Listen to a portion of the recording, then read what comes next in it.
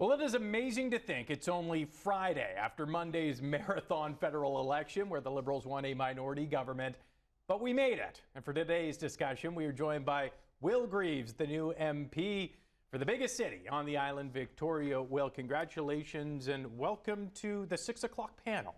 Thanks so much for having me. You're the first Liberal MP in the riding since 2006. It's felt like a very long week for a lot of us. Has it felt like a whirlwind for you? Oh yeah, it's been a long month for me Yeah, and for folks on the campaign, absolutely. But it's been an exciting week, and we're thrilled, obviously, with the outcome of the election. Okay, so we're learning a lot about these 7 new island MPs. Some of them are coming back. You are a first-time MP. Who's Will Greaves? Who's Will Greaves? Will Greaves is a couple things. In my day job, I'm a professor of political science up at the University of Victoria. I'm an expert on national security and foreign policy issues in particular, with a strong focus on the Arctic, with a strong focus on Canada-US relations, and with a strong focus on climate change issues. That's my professional kind of background. Yep. I write, I talk, I teach about these things.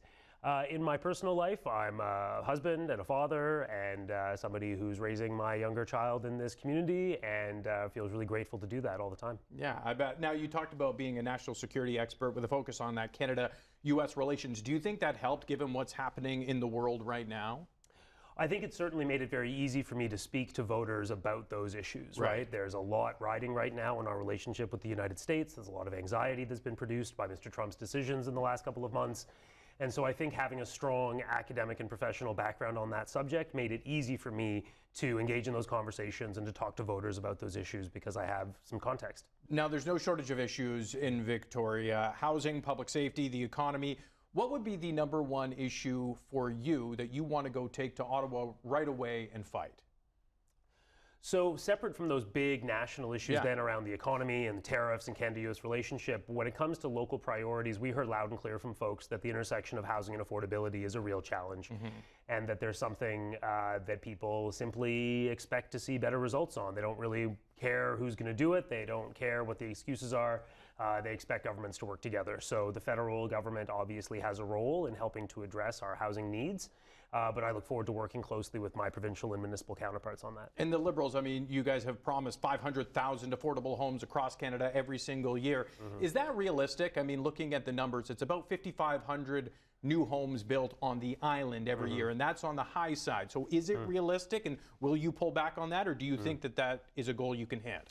So that's the goal, and it's a goal we're committed to. That's an average over 10 years. So it's likely that the first couple of years will not necessarily meet those targets as we get some of these new systems up in place, as we develop some of the modular and prefabricated, kind of housing components that we're looking at, as we help invest in capacity for, building and planning, capacity at municipal governments. But by the end of that 10 years, we will have met that as an average annual target. On that breath, I mean, I know it's a minority government, but being part of the government that is now in power, is there more pressure on you to get things done at a local level? More pressure. I think folks rightly have an expectation that with a member of parliament in government instead of outside of it, that more can get done to support the community. That's something that I think is probably well-founded, and I look forward to advocating from the government benches for our local needs. I want to talk a little bit about the previous MP, because you unseated a very popular candidate in NDP, Laurel Collins. On election night, she said you won because people were afraid of the Conservatives, and this would be a one-time deal for voters. You are just going to be in power for one term. Your response to that? Well, obviously the election was just a couple of days ago, and so we're feeling pretty good about the confidence that voters in Victoria have placed in us. We'll see in 4 years' time whether we've made good on the commitments to the community and whether folks feel confident trusting us with their vote a second time, but I feel pretty good. In that same vein, how do you represent everyone? Not just Liberal voters, but people who may not have voted for you, and some people who may not have voted at all if they are fed up with the system. So how do you represent everyone? Yeah, absolutely. I think representation in a democratic system is about having core values, being clear about what they are, and sticking to them. So I've been very clear about what my values are in this campaign, and I think my party has been clear about the values that are at the heart of our platform and at the heart of our governing.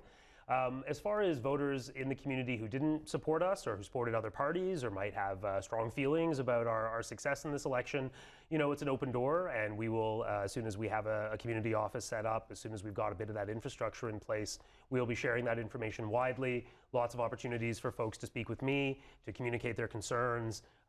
That's part of the job, and I welcome that. That's fantastic. And you said open door. I should mention that Elizabeth May was going to be joining us on this panel. It didn't work for her timing. She had some family issues. We also reached out to Jeff Kibble of the Conservatives. He declined our offer. I want to talk about this riding in particular, Victoria, though, because there's a lot of history in the riding. Sir John A. Macdonald was the MP in the late 1800s. So take us behind the scenes, if you will. The last few days, you mentioned it's been a whirlwind. What's been maybe the coolest part for you in the last 3 days, or what you're most looking forward to about being that representative? Oh, I'm looking forward to a lot of things about being the Member of Parliament. As a political science person, you know, it's very exciting for me. It's a huge honor. I have a Get pretty... to geek out in Ottawa a little bit. Exactly, right. It's like going behind the curtain, and you get to have a hand in the machinery that I've been looking at from afar for most of my career. Yes. So that's exciting, and I look forward to deepening my knowledge about how the institution works and to playing a part in it, you know, going forward. No question about that. In terms of the past week, I mean, it has been a whirlwind. You've got to be onboarded into Parliament. So it's funny when your phone rings and you look down and it says House of Commons, you know, and I got to pick up the phone. Sorry, the House of Commons is calling me, right? So it's a bit of an adjustment. Does that get you out of anything if the House of Commons is ringing your phone, or? Not with my kid. Okay, I thought so. Fantastic conversation. Thank you very much for coming in today. I appreciate it. Have you ever been to Peckish Cafe in Fairfield? I can't say that I have. Okay, well, you should check it out because it is this week's Order Up, and Jeff King has a preview right now. Take a look.